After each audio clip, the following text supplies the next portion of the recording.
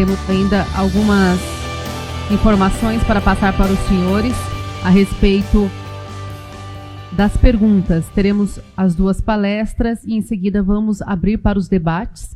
Teremos 20 minutos para responder as perguntas dos senhores que estão aqui com a gente presente no Parque Tecnológico de São José dos Campos nesta tarde e também as pessoas que nos acompanham online, porque o nosso Congresso Ideias e Debates está sendo transmitido ao vivo também pela internet.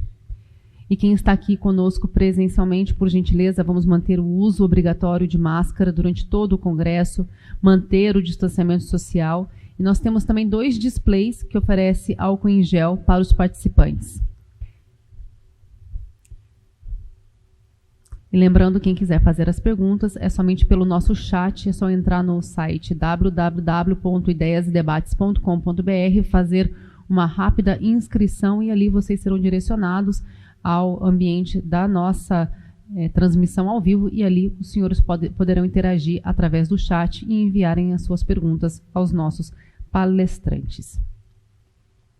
Pedimos para subir ao palco Dr. Denilson Alves de Oliveira, sócio fundador da Alves Oliveira e do TINE, Sociedade de Advogados. Com a palavra, Dr. Denilson.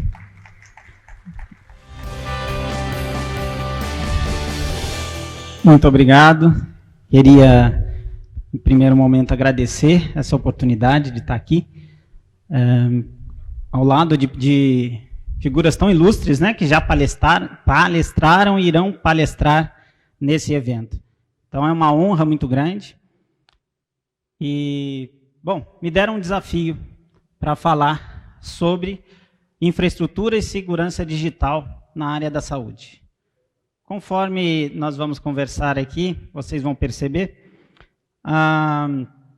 falar de infraestrutura e segurança digital, automaticamente a gente está linkando com a LGPD, né?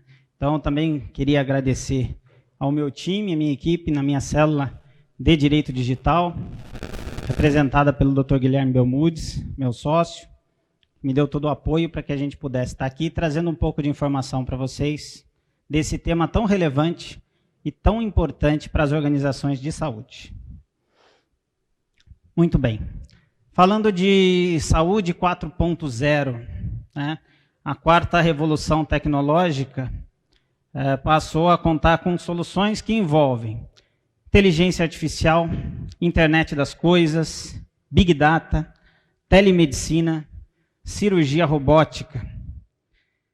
Quando falamos aí de saúde 4.0, nós estamos falando da integração, né, da saúde e tecnologia. O desenvolvimento de uso dessas novas tecnologias com o único objetivo, melhorar a saúde.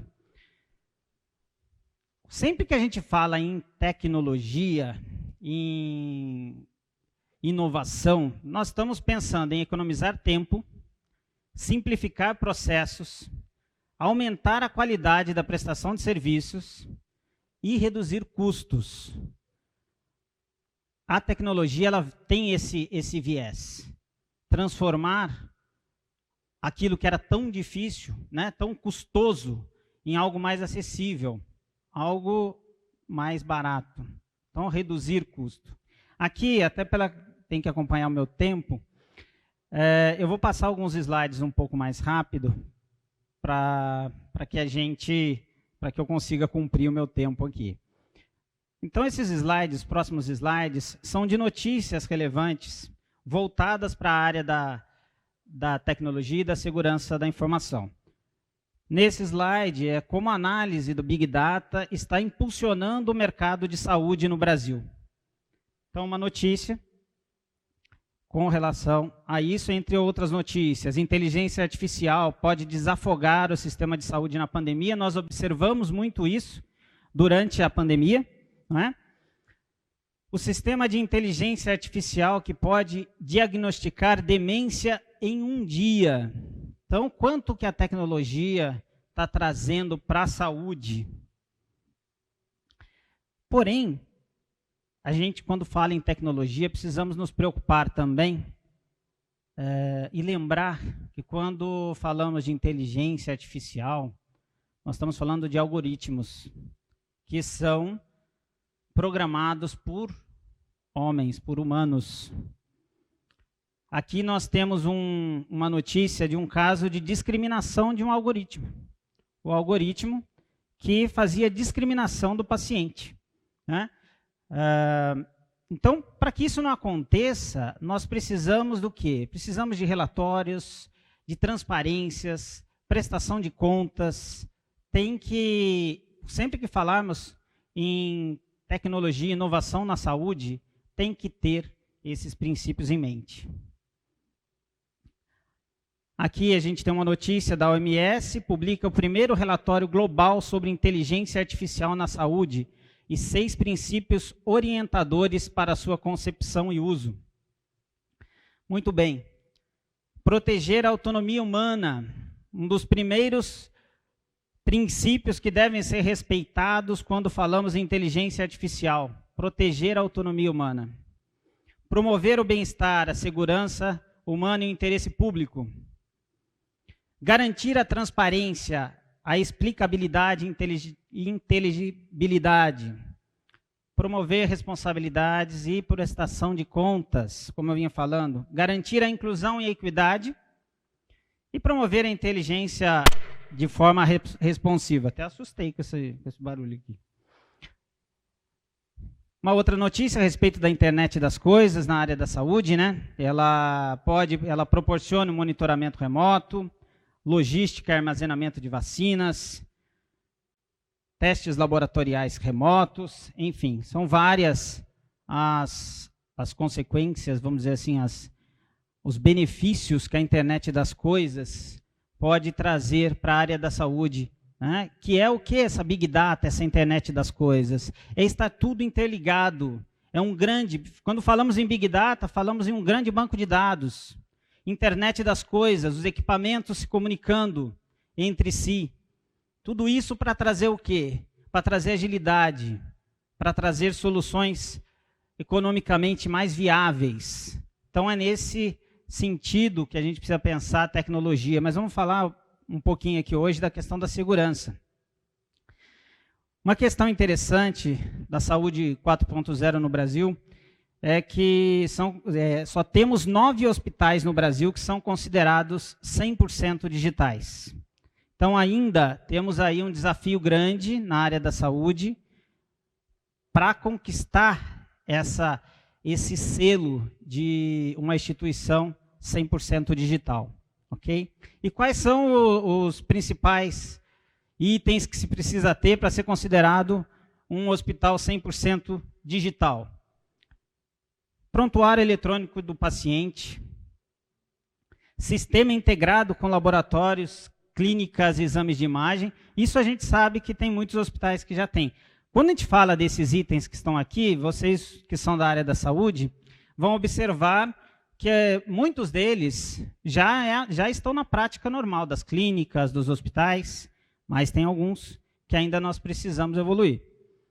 Prescrição de exames informatizados, disponibilização online de resultado de exames, uso de imagens digitais no lugar do filme radiográfico.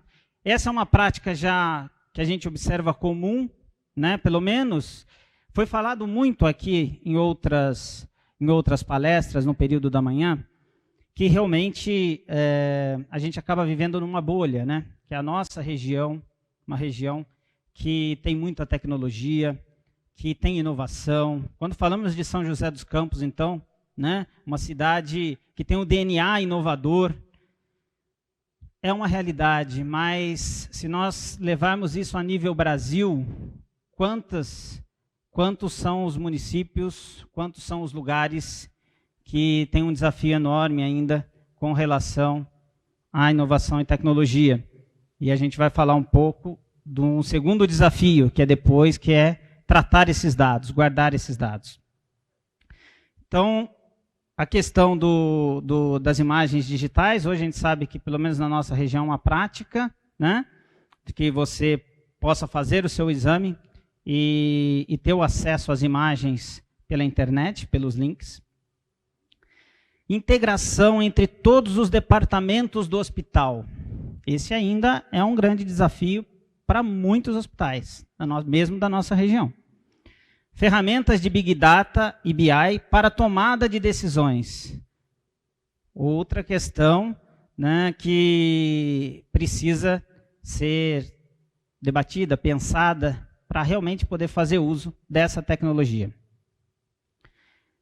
E a construção de uma jornada do paciente digital. Construção de uma jornada do paciente digital. É você ter de uma forma digital, né, toda a vida daquele paciente dentro do hospital, seu histórico, por onde passou e tudo mais. Não dá para falar hoje em dia em tecnologia, em informação e tirar a telemedicina. A gente que advoga nessa área, na área médica também, né? Tenho aqui minha sócia, que é a responsável pela célula de direito médico no escritório, a doutora Hanna. A gente sabe que existia, da parte de alguns médicos, uma resistência muito grande à telemedicina. Mas a pandemia nos mostrou que ela é necessária. E acho que é um caminho sem volta. Então, falar em telemedicina hoje, é uma realidade, precisamos debater esse assunto. Como que ela vai acontecer? De que forma que ela vai acontecer? Como fazer a telemedicina preservando a segurança do paciente? Né? Preservando ali um diagnóstico correto. Eu acho que vale a pena a gente colocar isso no nosso debate de hoje. Falando ainda de segurança da informação, né?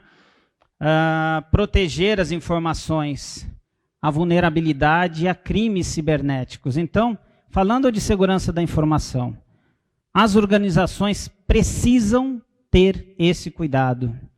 Quando falamos de saúde, estamos falando de dados sensíveis. Aqui eu já vou pegar um link lá na LGPD, que vai ser tema da minha colega, a doutora Melissa, depois de mim. Então, dados sensíveis, né? A área da saúde trata dados sensíveis demais. Precisamos ter segurança com relação a isso. Precisamos proteger os dados pessoais. Princípios legais da segurança da informação. Confidencialidade, integridade, disponibilidade, legalidade, autenticação, não repúdio, autenticidade e autorização.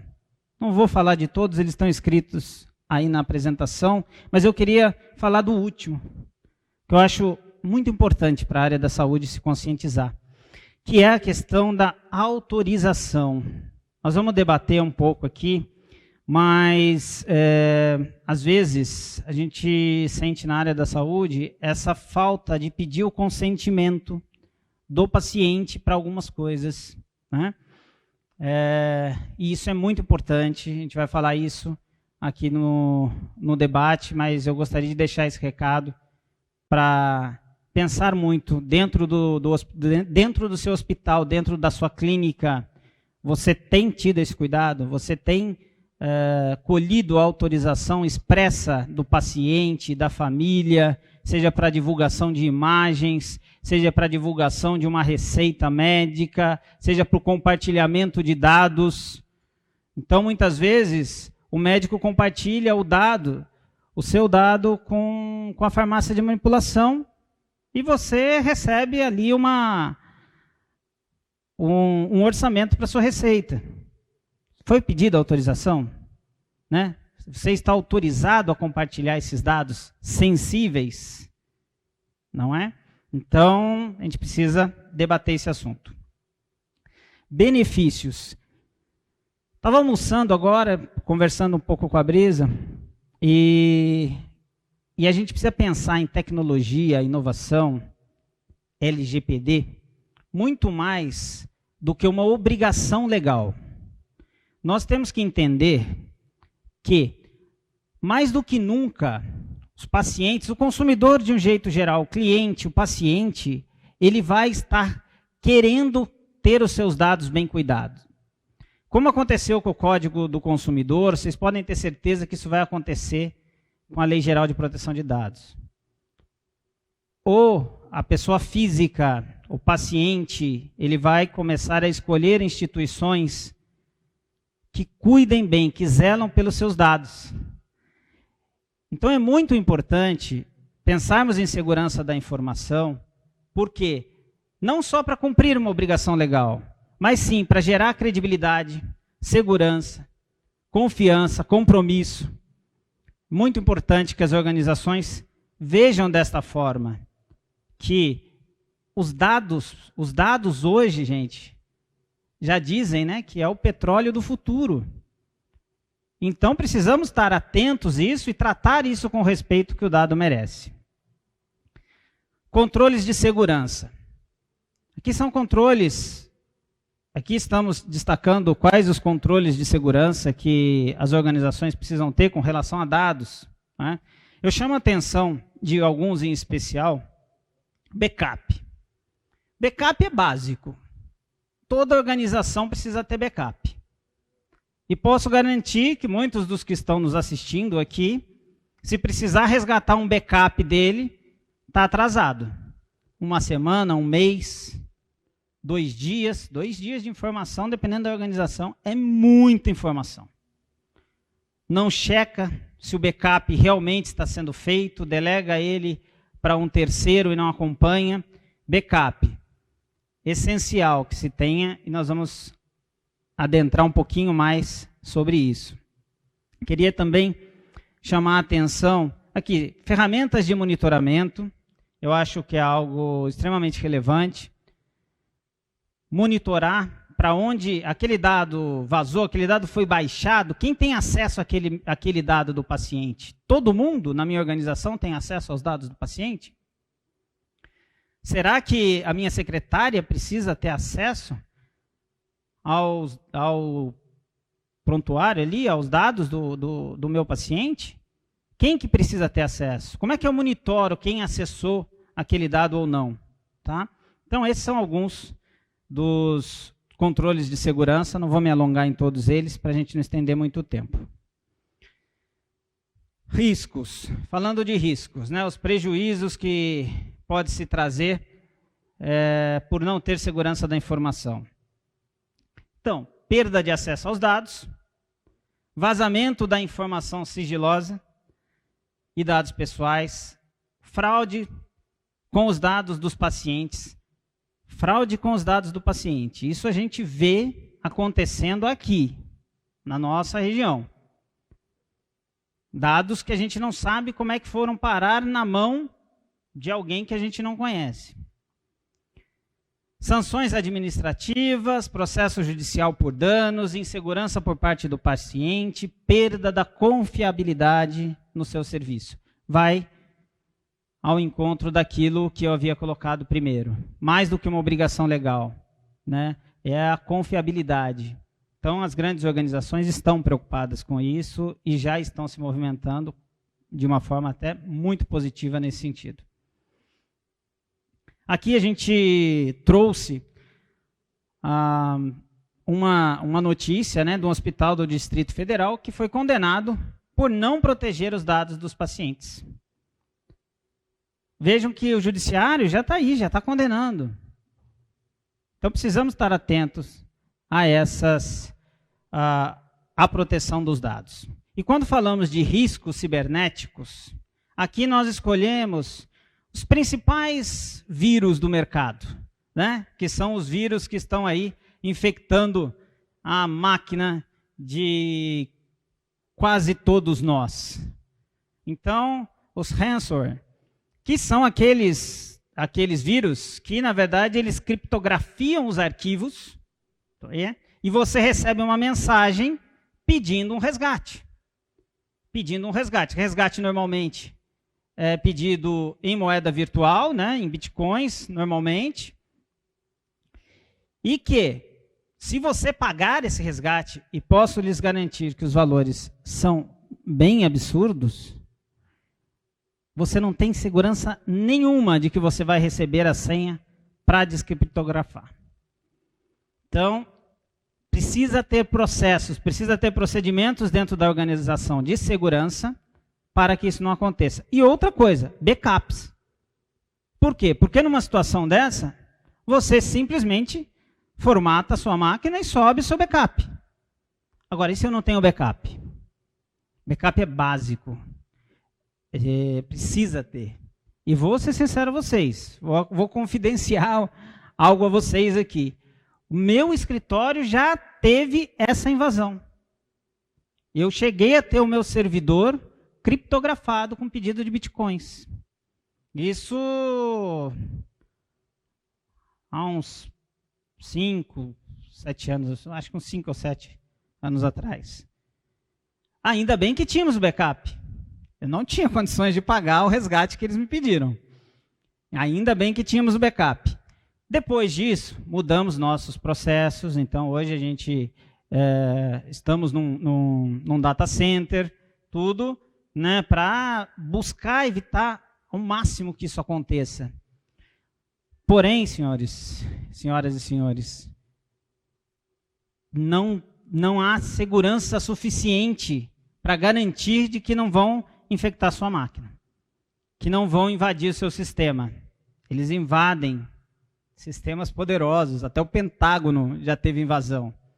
Então, o que a gente precisa é fazer os protocolos de segurança. Aqui tem um outro, que é o phishing, né, que é a coleta de dados através de sites falsos, páginas falsas, que você ali digita a sua senha, achando que você está digitando a senha do banco, mas, na verdade, você está numa página falsa, você está num site falso. Muito perigoso, eu vou mostrar no próximo slide, tem um teste interessante que eu vou mostrar para vocês. E que pode ser também da saúde. Saúde, que é uma área hoje que está em voga, ainda mais por causa da pandemia, chama a atenção de todos. Então, você entrar, de repente, um médico entrar, achar que está jogando a sua senha para ingressar um laboratório e, na verdade, pode ter uma página ali capturando a senha desse médico. Os Scarwell, que são, na verdade, são pop-ups, né, que se vendem como antivírus. Então, eles aparecem lá, ó, detectamos vírus aqui na sua máquina. Clique aqui que vamos limpar a sua máquina. E, na verdade, ele é um vírus.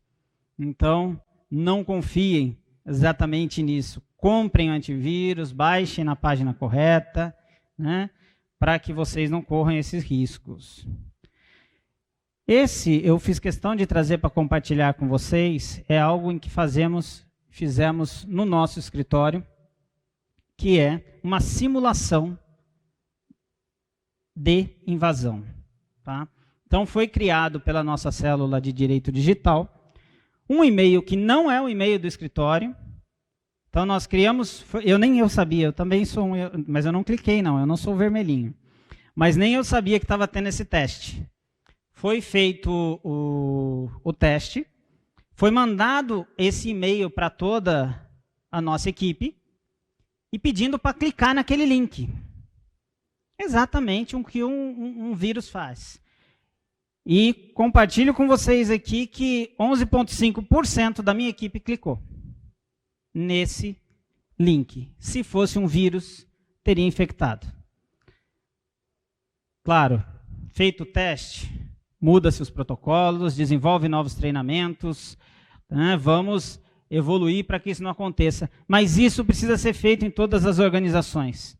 Todas as organizações precisam fazer esses simulados, precisam saber qual que é o seu nível de risco, para que daí sim, né, possa tratá-lo. Não dá para falar como é que a gente trata uma doença sem saber, né, qual é o diagnóstico. Então, é importante isso também na questão da segurança. Estou vendo meu horário, meu horário está passando. Aqui é interessante só deixar para vocês, um link para que possam fazer um teste, para saber se os seus dados estão na internet, aí, se vazaram seus dados, é bem legal. Depois, se quiserem, façam o teste aí. Esses dois slides eu vou passar de forma rápida, que fala sobre a ISO, né? A ISO 27001 e a ISO 27002. Já são procedimentos da ISO que falam sobre ali a 27002, está de acordo com o artigo 46 da LGPD, e a 27.001 com relação à segurança de dados. Sempre que a gente está falando em segurança, vamos pensar em metodologia, né? Então, tem o PDCA, que é uma metodologia, que nada mais é do que o P do planejar, o D do fazer, o C do verificar e o A de agir. Também não vou me estender muito aqui, a gente pode debater um pouco, se quiserem depois. Incidentes de segurança. É importante lembrar vocês que hoje já temos a Autoridade Nacional de Proteção de Dados, que vem, na verdade, em decorrência da LGPD.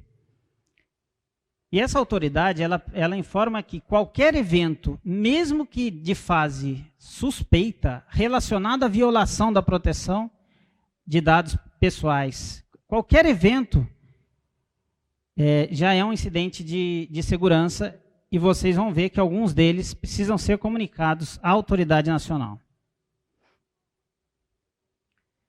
Aqui falando de certificação, nós temos algum gráfico com relação a esse centro de estudos, o CERT, né?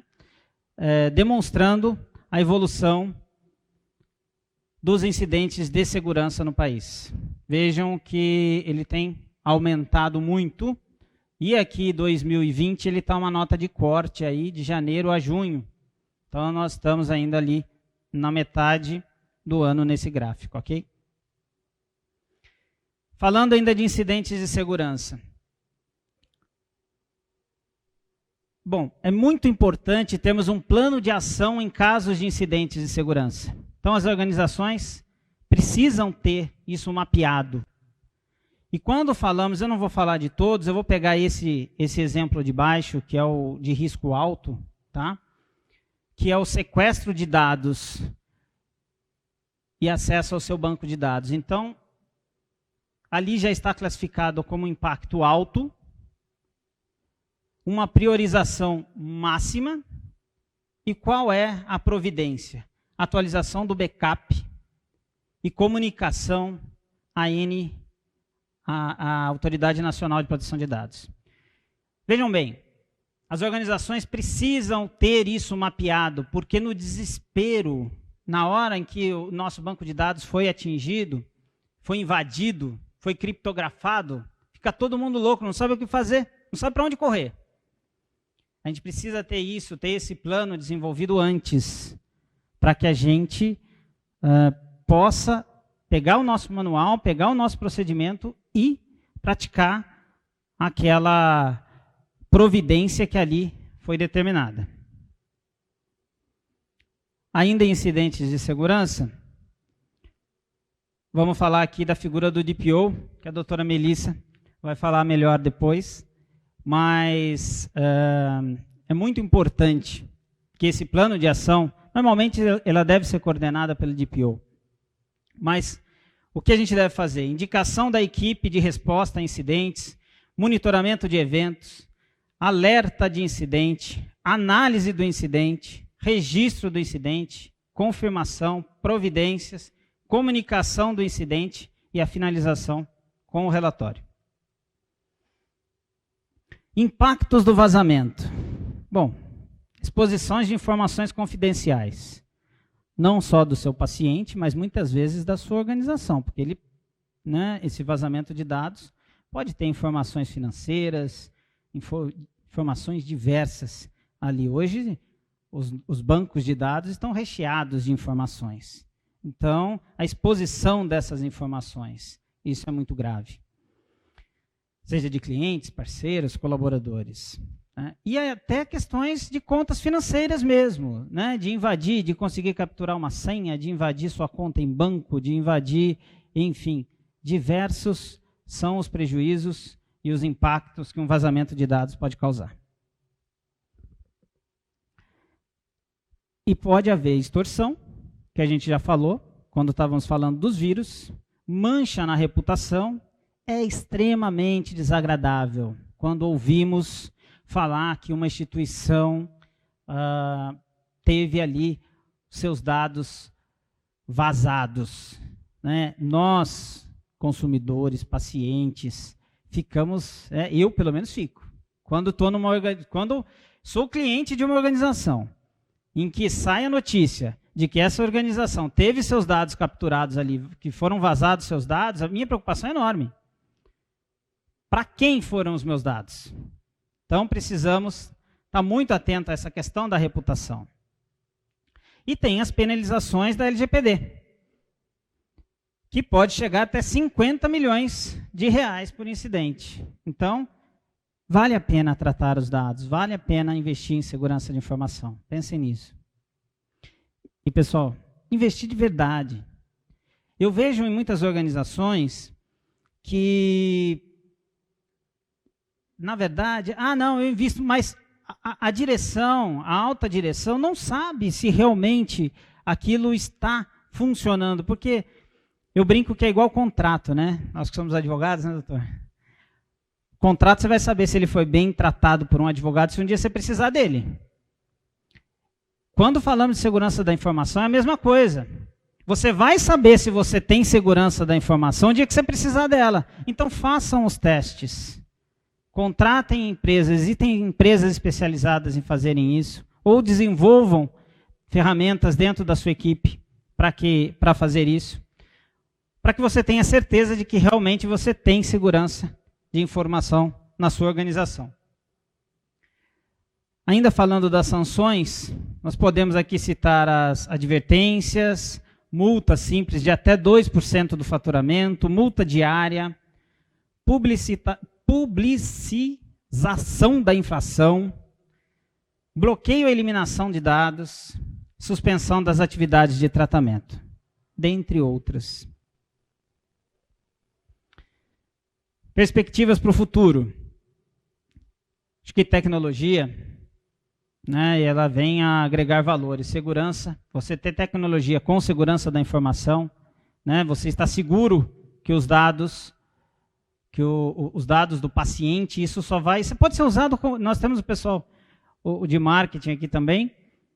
Você pode usar isso de uma forma extremamente positiva para a sua organização. Estamos vendo aí na televisão, né? Há muito tempo já a gente vê o Banco Itaú, o Banco Santander, né, tratando algo que eles tiveram que fazer pela própria Lei Geral de Proteção de Dados e fazendo um marketing fortíssimo a respeito disso. Eu acho que é extremamente importante para a gente agregar valor à nossa organização. Aqui, os seus dados são seguros. Aqui você pode confiar. Aqui você pode deixar seus dados, porque o nosso sistema de segurança de dados realmente é eficiente. Então, são diversos os benefícios que isso pode trazer. E aqui, sempre importante lembrar que essas tecnologias utilizam dados pessoais. Os dados costumam ser arquivados em formato digital. Mas quando falamos de dados, acho interessante reforçar isso, não são só os dados digitais, tá? Quantos e quantos hospitais que nós vemos, o prontuário do paciente está numa pranchetinha no balcão da enfermagem, onde qualquer um que entrar ali pode pegar essa prancheta e olhar aquela ficha que foi escrita ali. Então, não são só os dados digitais que precisam ser protegidos, são os dados de forma geral. Seja na ficha, seja dentro de um HD, dentro de um data center. A segurança desses dados é de suma importância, deve haver análise de risco de impacto, responsabilidade e prestação de contas. Colocar o paciente em primeiro lugar. Então, quando tratamos com carinho os dados do nosso paciente, nós estamos dizendo para o nosso paciente, eu respeito você, eu respeito seus dados. Bom, com isso, eu encerro minha palestra, agradeço a todos pela paciência aí de me ouvirem, espero poder ter contribuído com esse evento maravilhoso organizado pela Jovem Pan. Muito obrigado. Obrigada. Obrigada, doutor Denilson, pela sua apresentação.